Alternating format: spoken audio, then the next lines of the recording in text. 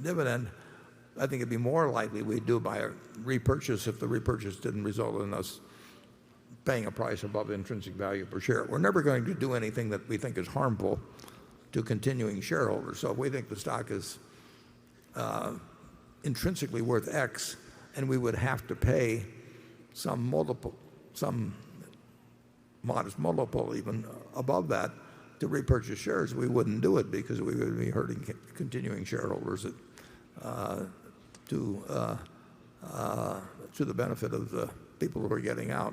But we will try and do whatever makes the most sense, but not with the idea that we have to do something every day because we simply can't find something that day. We had a vote, as you know, I don't know, a few years back on whether people wanted the dividend, and the B shares, so we're not talking my shares or Charlie's or anything, but the B shares voted 47-1 against it. So I think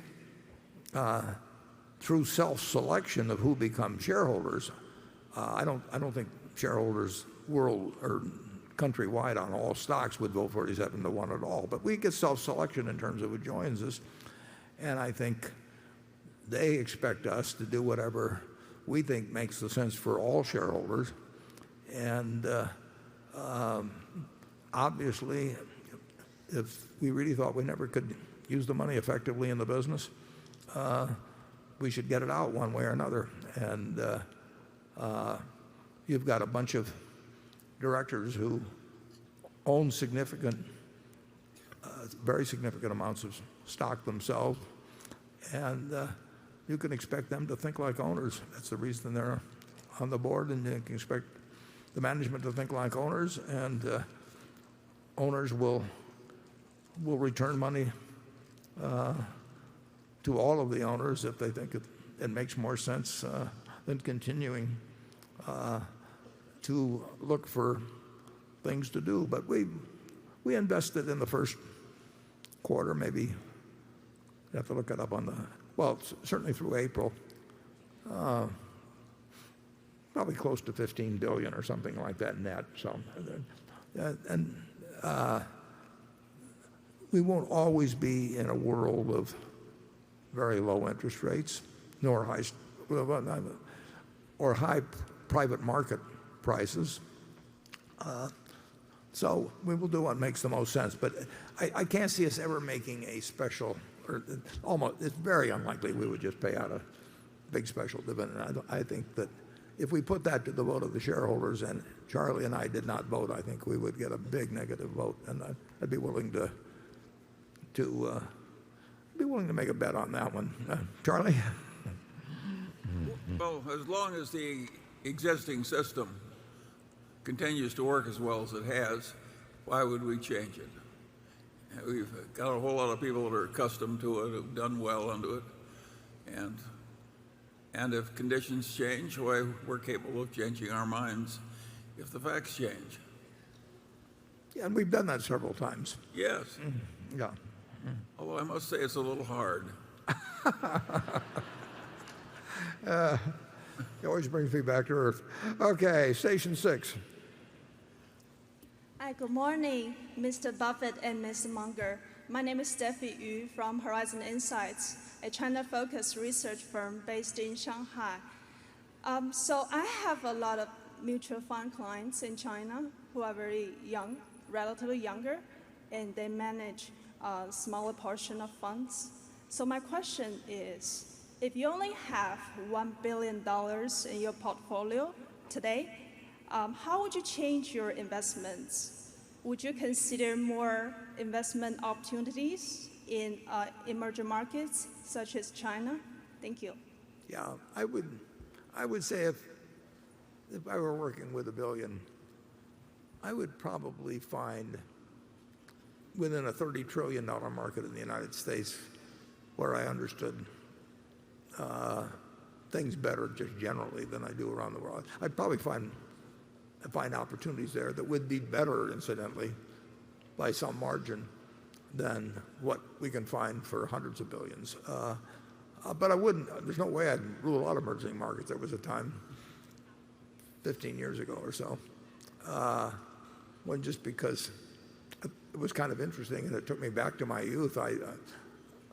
On a weekend, I went through a directory of Korean stocks, and I bought, and these were small stocks. Well, they were small by the standards of either Korean or American business. They were big companies, but I found 15 or 20 and that were statistically cheap, and bought some of each one myself. And there are opportunities with smaller amounts of money to do things that we just can't do. And but my first inclination always would be to comb through things in the United States, but I'd comb through in other countries. I probably wouldn't get into very small markets because there can be a lot of difficulties even in market execution and taxation, a lot of things. You can find if you can't find it in America and China and Britain and a few other places, you probably aren't going to find it someplace else. So you may think you found it, but it may be a different game than you know. Our problem is size, not geography. Charlie? Well, I already have more stocks in China than you do as a percentage, so I'm with the young lady. Okay, well, you want to name names? Do these stocks have names? Or? No, I don't. Carol? This question, and I should just add one thing. You will find plenty of opportunities in China. Charlie would say you've got a better hunting ground than even a person with similar capital in the United States. Would you agree with that? Yes, I do. Yeah. So, and in a sense, it's logical that should be the case because it's a younger market, but still a large market. So that markets probably work toward efficiency as they age. Japan had this very strange situation with warrants being priced out of line and all of that 30 years ago. And people notice after a while and it disappears, but there can be some very strange things happen in markets as they develop. I think you'd agree with that, Charlie, wouldn't you? Absolutely. Yeah. Jonathan? whoa. You skipped me. Did I skip? I skipped Carol? Yep. Oh, Okay. I'm sorry. Okay. Okay. This question, and I would concede it is not a small one, comes from Gideon Pollock of Montreal. He says, the world knows generally how the looks of Berkshire Hathaway have changed since you began to run the company in 1965. Berkshire was then a tiny northeastern textile company, and now it is the number 4 company on the Fortune 500. What about the next 50 years? Could you give us your view of what Berkshire looks like in 2068? I think it'll look a long way away. No, the answer is I don't know, and I didn't know 50 years ago what it would look like now. I mean, it will be based on certain principles, but where that leads, we will find out, and we'll have people that are thinking about different things than I am, and we'll have a world that's different. But we will be, I very much hope and believe, and we will be, that we'll be as shareholder oriented as any large company in the world. We will look at our shareholders as partners, and we will be trying to do with our money exactly what we would do with our own, not seeking to get an edge on them. And who knows what else will be happening then. Charlie? Well, I want to talk to the younger shareholders in the group.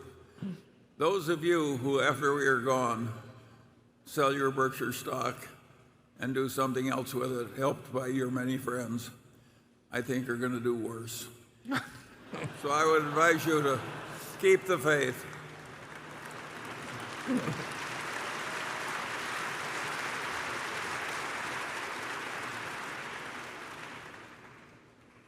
Well, By basically, the way, some of that has already happened in many families. I'll give his answer next time now that I see it get all the applause. Jonathan. Duracell's $82 million of pre-tax profits in 2017 were still well below what it earned as a subsidiary of P&G. Can you clarify or quantify to what extent transition costs or purchase price accounting impacts at the segment level were still temporarily a burden last year? Or is it possible that the GAAP earnings contribution simply reflects a commoditization of the category given the entry of Amazon into the battery market? I did see that Duracell's earnings were up in the first quarter. Is that a sign of a more meaningful contribution in 2018 and beyond as you finish right-sizing the manufacturing footprint and acquisition-related charges fall away? Yeah. Duracell should be earning more money than it is now and will be. And as you mentioned, it's well on its way there, but it is not earning an appropriate amount now based on the history of the company.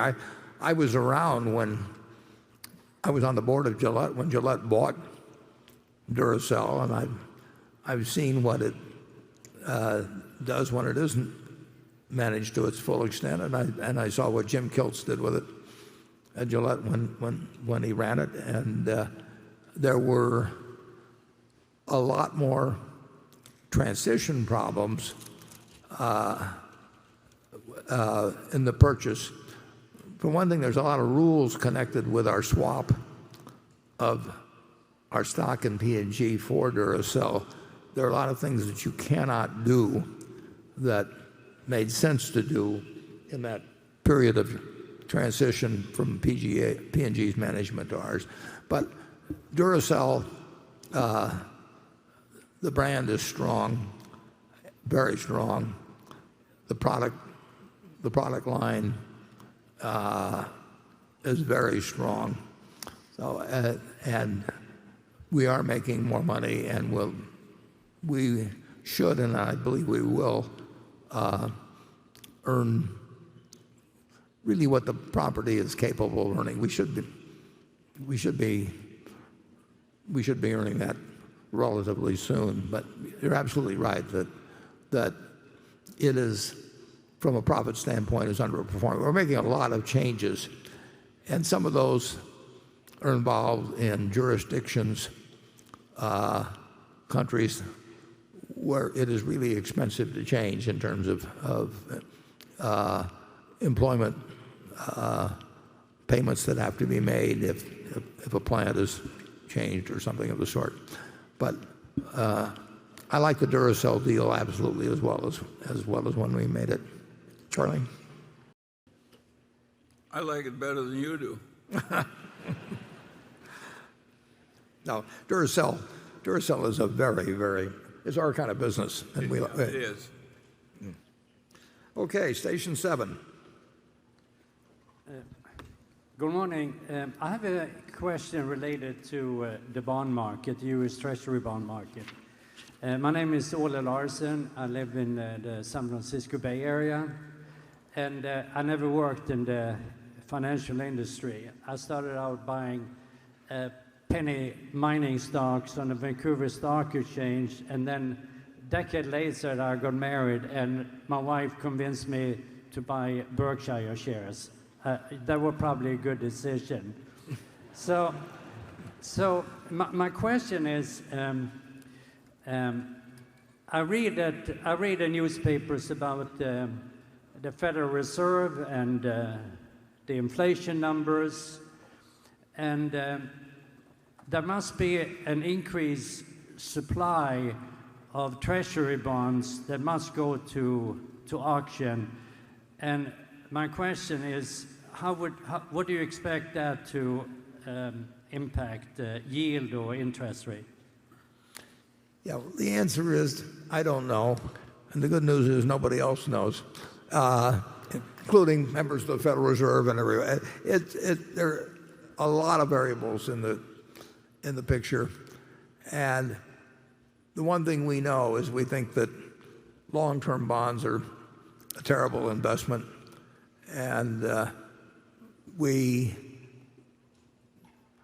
at current rates or anything close to current rates, so basically all of our money that is waiting to be placed is in Treasury bills that I think have an average maturity of 4 months or something like that at most. The rates on those have gone up lately, so that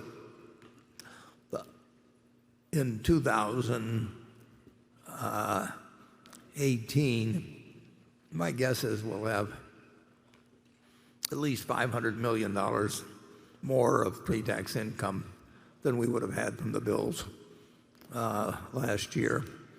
But they still, it's not because we want to hold them, we're waiting to do something else. But long-term bonds, they're basically at these rates. It's almost ridiculous when you think about it, because here the Federal Reserve Board is telling you we want 2% a year inflation, and the very long bond is not much more than 3%. And of course, if you're an individual and you pay tax on it, you're going to have some income taxes to pay. And let's say it brings your after-tax return down to 2.5%. So the Federal Reserve is telling you that they're going to do whatever's in their power to make sure that you don't get more than 0.5% a year of inflation-adjusted income. And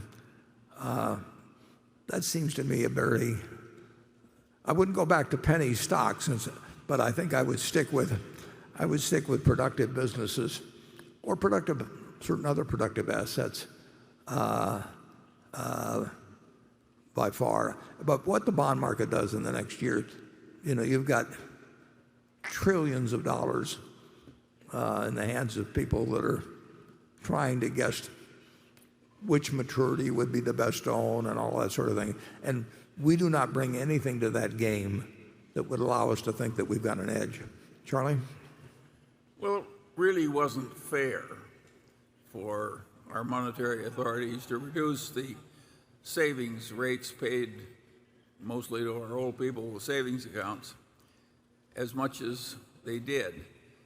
But they probably had to do it to fight the Great Recession appropriately. But it clearly wasn't fair, and the conditions were weird. In my whole lifetime, it's only happened once that interest rates went down so low and stayed low for a long time. And it was quite unfair to a lot of people, and it benefited the people in this room enormously because it drove asset prices up, including the price of Berkshire Hathaway stock. So we're all a bunch of undeserving people, and I hope that we continue to be so. At the time this newspaper came out in 1942, the government was appealing to the patriotism of everybody. As kids, we went to school and we bought savings stamps to put in. Well, they first called them U.S. war bonds, then they called them U.S. defense bonds, and then they called them U.S. savings bonds.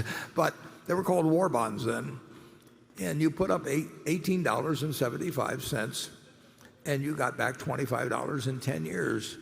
And that's when I learned that $4 for 3 in 10 years was 2.9% compounded. They had to put in small print that, and even an 11-year-old could understand that 2.9% compounded for 10 years was not a good investment. But we all bought them. It was part of the war effort basically, and the government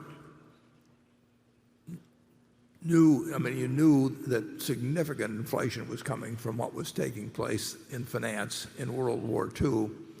We actually were on a massive Keynesian type behavior, not because we elected to follow Keynes, but because war forced us to have this huge deficit in our finances, which took our debt up to 120% of GDP. And it was the great Keynesian experiment of all time, and we backed into it, and it sent us on a wave of prosperity like we've never seen. So you get some accidental benefits sometimes. But the United States government then was urging every citizen to put their money into a fixed dollar investment at 2.9% compounded for 10 years. And I think Treasury bonds have been unattractive ever since. With the exception of the early 80s.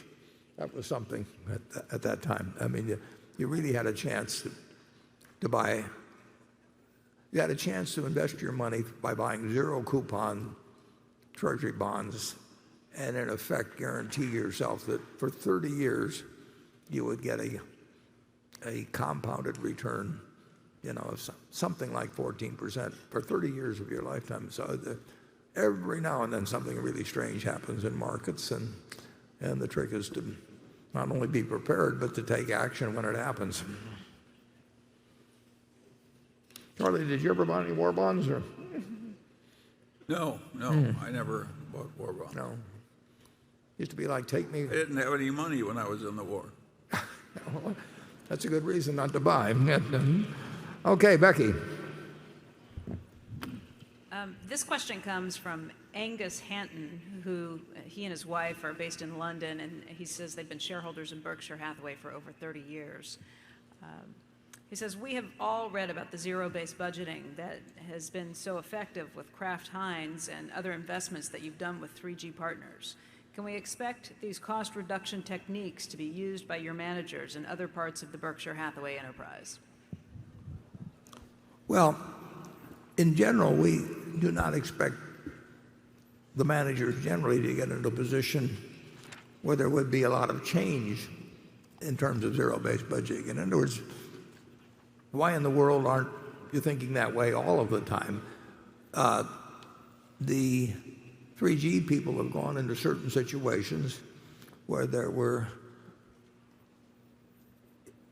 probably primarily in personnel, but in other expenses as well, a lot of expenses that were not delivering a dollar of value per dollar expended. And so they made changes very fast that to a situation that probably shouldn't have existed in the first place. Whereas we hope that our managers take a Geico. Geico's gone from, I think, 8,000 to 39,000 people since we bought control, but they're all very productive. I mean, you would not find a way for a 3G operation to take thousands of people out of there. On the other hand, I can think of some organizations where you could take a whole lot of people out where it isn't being done because the businesses are very profitable to start with. That's what happened with the tobacco companies, actually. They were so profitable that they got all kinds of people around that weren't really needed, but the money just flowed in. So our managers have different techniques of keeping track of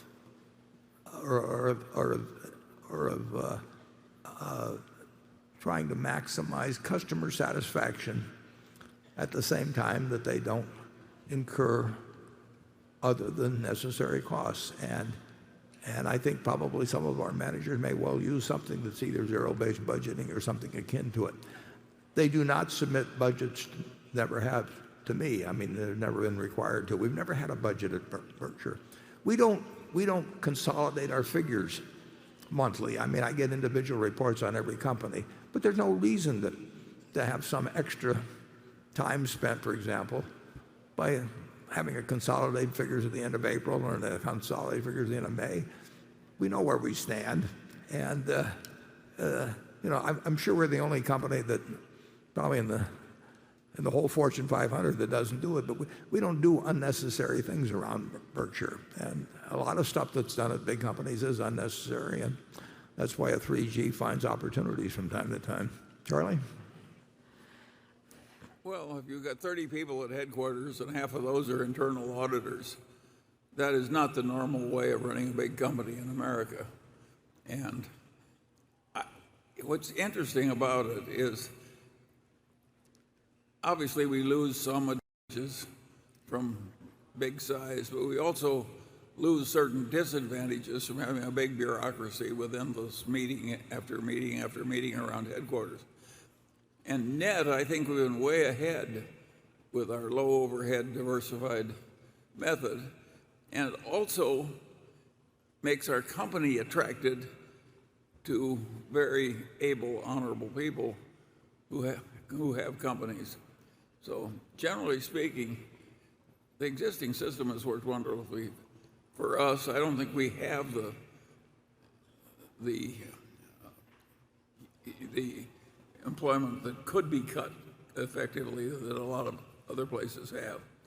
And I think our methods have worked so well that we'd be very unlikely to change them. Yeah, I think at headquarters you could say we have kind of sub-zero based budgeting. And we hope that the example at headquarters is to a great extent emulated by our It isn't just the cost reduction. I think the decisions get made better if you eliminate the bureaucracy. Oh, yeah. I think a bureaucracy is sort of like a cancer, and it functions sort of like a cancer. And so we're very anti-bureaucracy, and I think it's done us a lot of good. In that case, we're quite different from, say, Anheuser-Busch at its peak. Okay, Gary. My question is on small commercial, and specifically direct small commercial. You seem to have some websites that enable buyers to purchase small commercial insurance directly. Buyberk is one of them. It's a very competitive, fragmented market, but what is your strategy for that market? And then can you ultimately Geicoize the small commercial market? Well, we'll find out. I mean, it's a very good question because that's exactly the question we ask ourselves. And we have this incredible company at Geico, which has gone direct in the personal auto field and is, first started in 1936.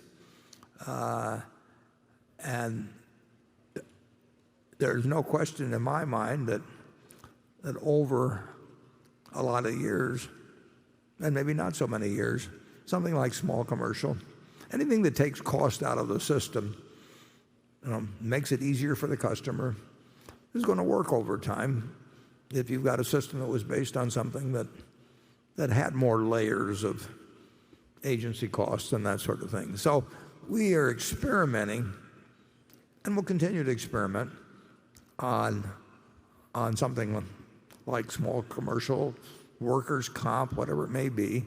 We'll try and figure out ways to take cost out of the system, offer the customer an equivalent product or better at lesser price, and we'll find out what can be done and what can't be done. And we're not the only ones doing it, as you know. But we are not going to. We've got some managers that are going to be quite, I'm sure, enterprising on that, and we back them. And we expect some to fail and if a few succeed, we'll have some very good businesses, and the world is going in that direction. So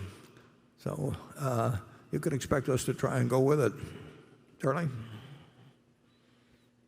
Well, if it were easy, I think it would have happened more fast. Yeah, but it will happen as we go along. I mean, it wasn't easy in auto. I mean, when you think about it. No, it wasn't. I mean, it was a system with all kinds of extra costs to go back to the turn of the 19th century into the 20th. I mean, it was built on fire insurance and strong general agencies, and that slopped over into auto when the auto came along in 1903 from Ford or whatever. And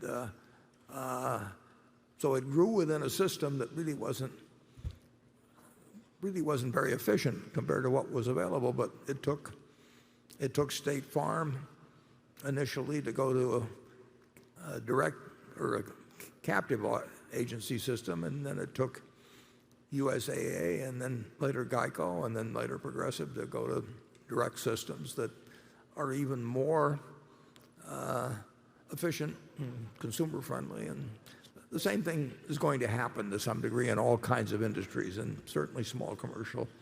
Somebody will It could succeed. happen, but it will be slow. It takes an amazingly long time. I mean, but the battle doesn't always go to to the strong and the race to the swift, but that's the way to bet, as they say. So, okay, station 8. Austin Merriam from Jacksonville, Florida. Mr. Buffett, with the recent news of the partnership between you, Mr. Bezos, and Mr. Diamond to challenge the healthcare industry and the self-admitted difficulties you are running across, this would lead me to believe the industry has higher barriers to entry than may have originally been hypothesized, a larger moat, if you will. Would that justify a higher earnings multiple for established players in the industry, such as PBMs, for example? Well, just though the system may have a moat against intruders, it doesn't mean that everybody operating within the system has individual moats, for one thing. Now, we are, if this new triumvirate succeeds at all, we are attacking an industry moat. And I'm defining industry very broadly, healthcare, not just healthcare insurers or this or that. We're trying to figure out a better way of doing it and making sure that we're not sacrificing care, and the goal is to improve care. And like I say, it's a lot bigger than a single company's moat. It's bigger than a component of the industry's moat. The moat held by the whole system, since it interacts in so many ways, is actually, that's the moat that essentially has to be attacked, and that's a huge moat. And like I say, we'll do our best. But I hope if we fail, I hope somebody else succeeds. Charlie? Well, I suspect that eventually, when the Democrats control both houses of Congress and the White House, we will get single-payer medicine. And I don't think it's going to be very friendly to many of the current PBMs.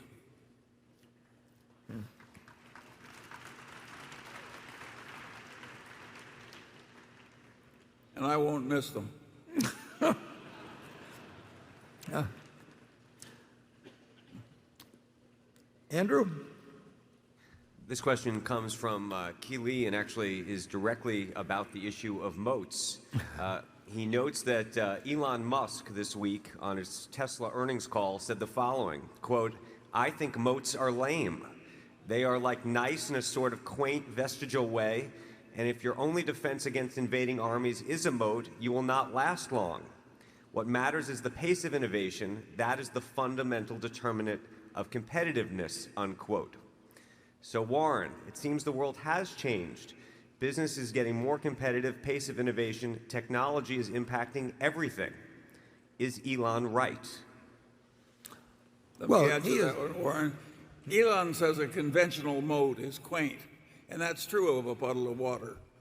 And he says that the best moat would be to have a big competitive position, and that is also right. It's ridiculous.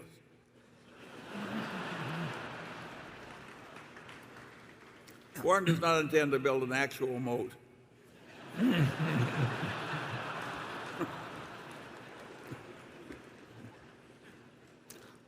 Even though they're quaint. Yeah. There's certainly a great number of businesses. This has always been true, but it does seem like it.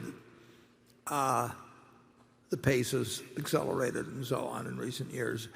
There's been more moats that have become susceptible to invasion than seemed to be the case earlier. But there's always been the attempt to do it. And here and there are probably places where the moat is as strong as ever. But certainly you can certainly should be working at improving your own moat and defending your own moat all the time. And Elon may turn things upside down in some areas. I don't think he'd want to take us on in candy, but and we've got some other businesses that wouldn't be so easy to. You can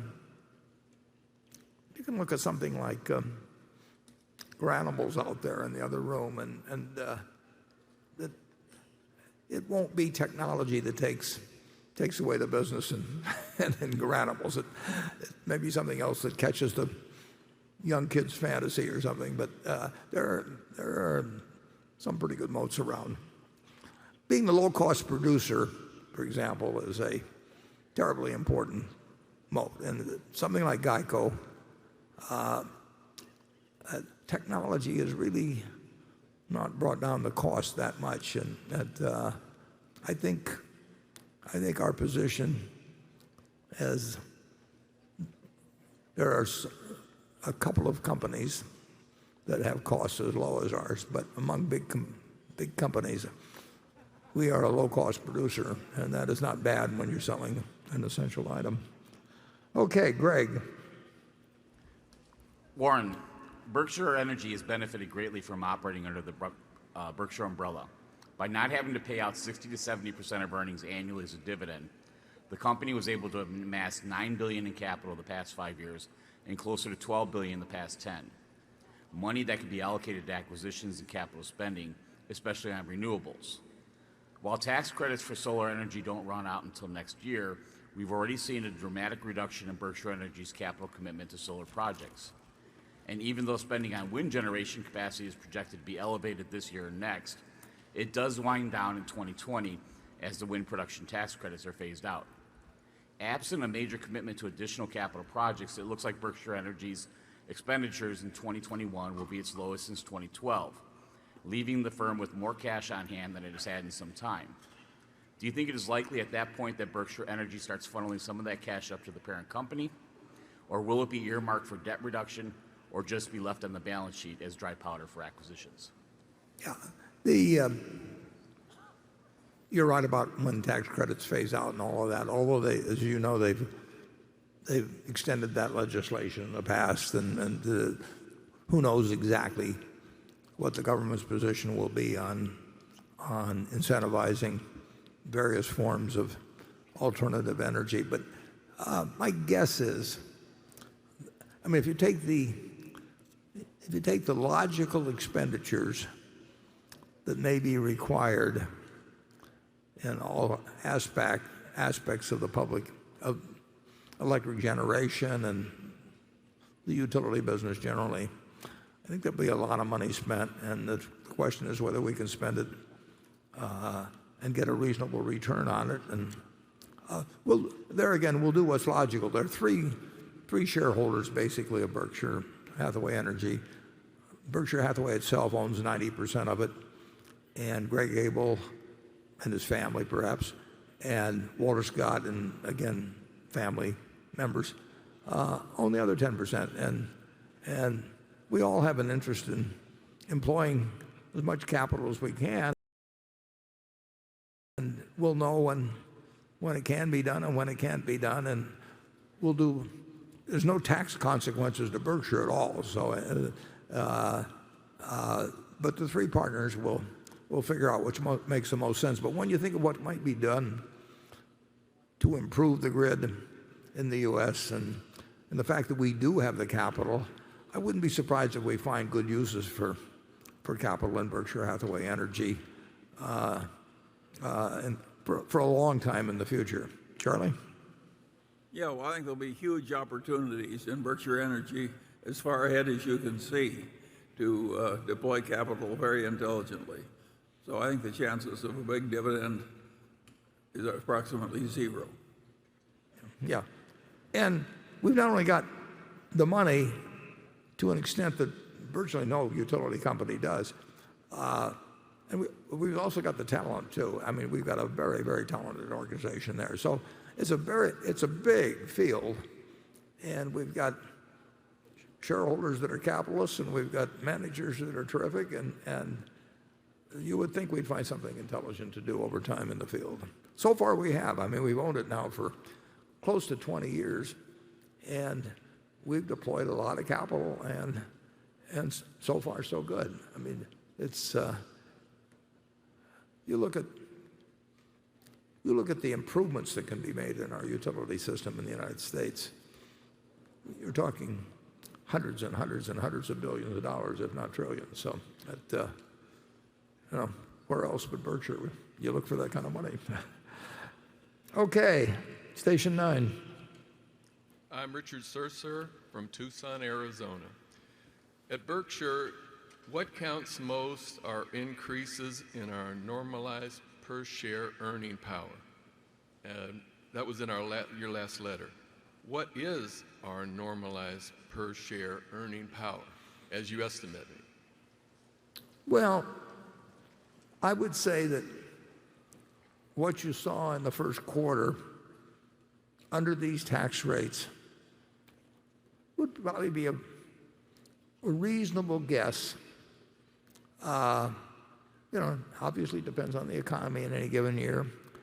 I would say that is a reasonable estimate, but we have firepower we haven't used, and we'll have more firepower as we go along. So we do expect that normalized earning power to increase over time. And if it doesn't, one way or another, we're failing you because we're retaining those earnings. So I don't see anything abnormal in our earnings, figured now at a 21% federal rate.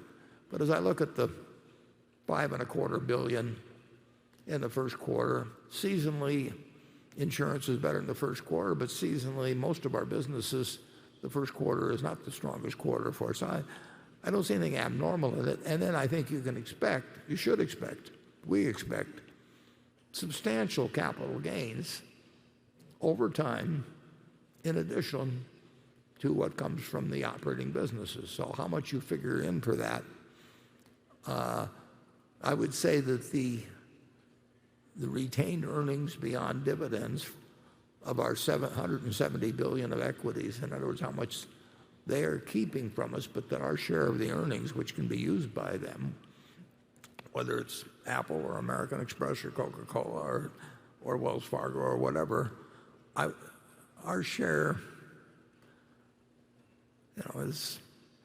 is in many billions of dollars annually. And one way or another, we think that those dollars will benefit us as much as if they'd been paid out. Now, in certain cases they won't, but in certain cases they'll excel the amount in terms of market value created. So there's many billions of dollars we are not showing in our earnings that is being retained by our investees. And one way or another, I think we'll get value received out of those. So you can take 20 or 21 billion under present tax rates, present economic conditions, and then we should get something from that, and we should get more when we get 100 billion of cash invested, and we should get more as we retain earnings. So we hope it adds up to a bigger number as we go along. Charlie? Well, I don't think our shareholders are going to see another increase in net worth of $65 billion in a single year. They may have to wait a while for another. But I don't think that, I think eventually another will come, and then another. Just be patient. Yeah, we don't regard the present situation as disadvantageous, except we'd like to get more money out. But we like the businesses we have. We like the businesses that we own part of. We are not reflecting in the way we look at earnings. The dividends we get from those partially owned companies falls far short of what they're going to contribute, in our view, to Berkshire's overall earnings over time. We wouldn't own those stocks otherwise. And you also like the Apple and airline stocks you've recently purchased better than the cash you parted with. Absolutely, yeah. And that's quite a lot. Yeah. Okay, we won't pursue that further. Carol? This question is from Daniel Kane of Atlanta. Your annual letter this year pointed out that Berkshire has become a leader in real estate brokerage in the United States. Congratulations. That is a significant feat in less than 20 years. but let me mention a sticky point. If fees charged by stock market active managers are a drag on investor performance, I would argue that real estate commissions are no different and perhaps more detrimental, especially when one considers the lifetime effects of large, foregone upfront cash flows and the power of compounding interest. I would be pleased to hear your rejoinder on the points I've raised. Well, the purchase of a home is the largest financial transaction for a significant percentage of the population that they make, and a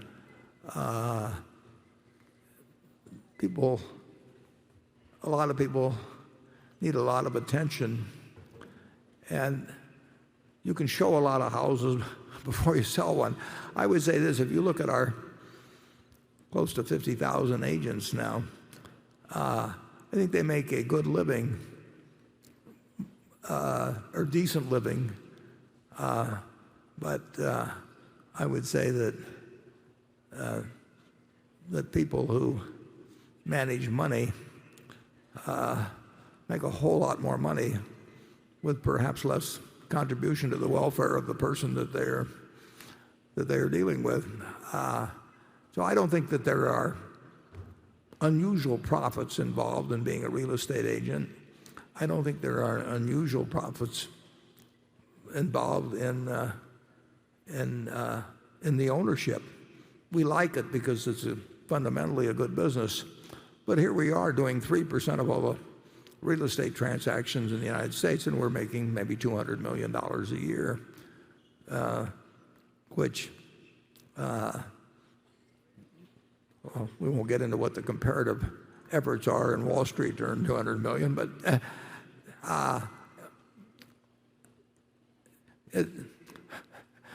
think I have to tell them about Roy Tolles a little bit on this. Roy Tolles, for example, Charlie's partner, many years ago, decided he was going to want to buy a house in San Marino. He's going to have a number of kids. So he sent his wonderful wife, Martha, out, and for 6 months he had her look at houses in San Marino, and this was many years ago, and if they were priced at $150,000, she would offer $75,000. And of course the real estate agents were going crazy because they were going to get something listed at 150 sold at 75. And then finally, when she found one that they both really liked, he had her offer something like 120, and the real estate agent was so happy to get a bid that was in the general area of the offering price that he would work very hard on the seller to take that bid, because he knew he did not want 6 more months of Roy bidding at the lower prices. So you don't sell them on the first trip. Incidentally, I had Roy buy a house from me sight unseen, because this was a guy that knew human nature. You don't get rich. Real estate agency is, people earn their money, and they earn it in a perfectly respectable and honorable manner in terms of what they get paid. And as in every single industry there can be excesses or mistakes or that sort of thing. But we will continue to buy more brokers. In fact, we'll probably have another couple to announce before long. And we will feel that if we get to where we're doing 10% of the real estate brokerage business in the country, and we're making $600 or $700 million a year pre-tax, we will not think that's a crazy amount of money to make for enabling 10% of 5 million people to change their homes every year in the United States. Charlie? Well, the commissions in real estate may get unreasonable if you're talking about $20 million houses. It seems a little ridiculous to pay a 5% commission on a $20 million transaction. But do any of us really care if the kind of people who pay $20 million for a house have a slightly higher commission? The ordinary commission is pretty well earned. Yeah. We have a number of brokerage firms. So the highest has their average transaction in one section of the country would be close to $600,000 a unit, in terms of the sales price of the house. But in most of our real estate operations, the average price is more like $250,000 or something in that area. And you can show a lot of houses to make one $250,000 sale, and of course you split the listing company and the selling company are usually two different companies. So it does not strike me as excessive, and incidentally, it doesn't strike the people in the industry that way easier. It has not been particularly susceptible to online type substitution or something of the sort. The real estate agent earns their commission in most cases, but Charlie's had more experience with $20 million houses, so he will comment on that area.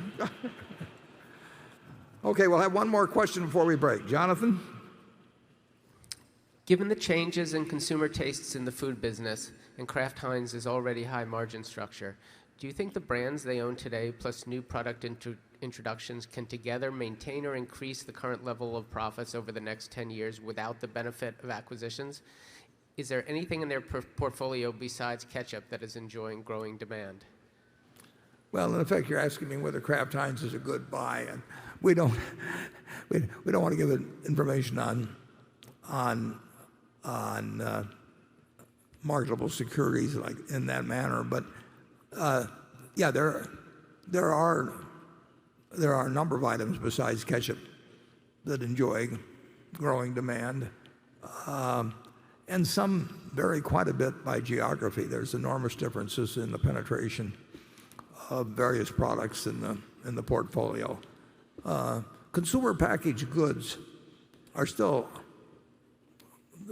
a terrific business in terms of return on invested assets, but the population worldwide grows fairly smallly and at a fairly minor rate, and people are going to eat about the same amount, and there is some more willingness to experiment, or go for organic products of the sort.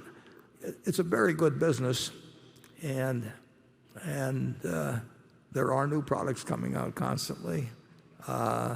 It's not one where you're going to get terrific organic growth, but it never has been. And I like the business, and we own 26% or so of it. But there are a number of items within Kraft Heinz that enjoy fairly healthy growth. And I think you'd find that at most food companies, and I think you'd find very good returns on tangible net assets at those businesses. And with that talk about food, we will now break for lunch, and we will come back in about an hour, and look forward to seeing you.